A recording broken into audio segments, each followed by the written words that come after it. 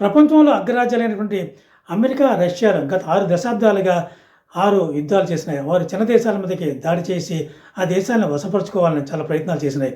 1965లో America Vietnam మీదకి దాడి చేసింది.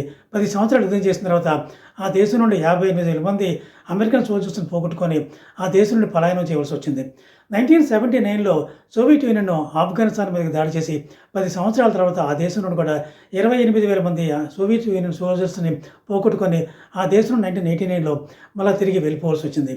2003లో వెపన్స్ ఆఫ్ మాస్ డిస్ట్రక్షన్ను చేస్తున్నారని చెప్పి అమెరికా ఇరాక్ మీదకి దాడి చేసింది. ఈ దాడి తర్వాత కూడా మళ్ళా అమెరికా ఆ ఇరాక్ని వదిలి వెళ్ళిపోవాల్సి వచ్చింది. ఈ యుద్ధంలో కూడా 4,500 మంది అమెరికన్ సోల్జర్స్ చనిపోయారు. 2001లో అమెరికా ఆఫ్ఘనిస్తాన్ మీద దాడి చేసి 20 సంవత్సరాల దేశంని ఎలాగైనా వశపరుచుకోవాలని ప్రయత్నించింది.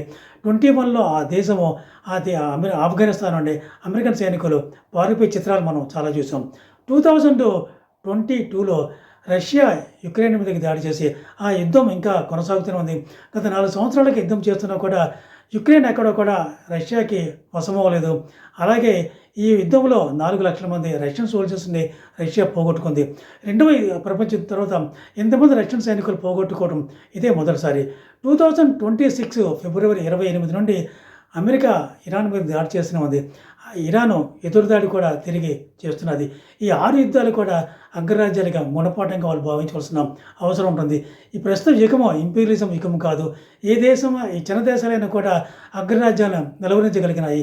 ఈ 2 దేశాలు కూడా అగ్రరాజ్యాలు కూడా ప్రపంచ దేశాలకి మార్గదర్శకంగా ఉండి ప్రపంచంలో శాంతిని నెలకొల్పేటట్టుగా వాళ్ళు ప్రయత్నాలు చేయవలసిన అవసరం ఎంతైనా ఉంది.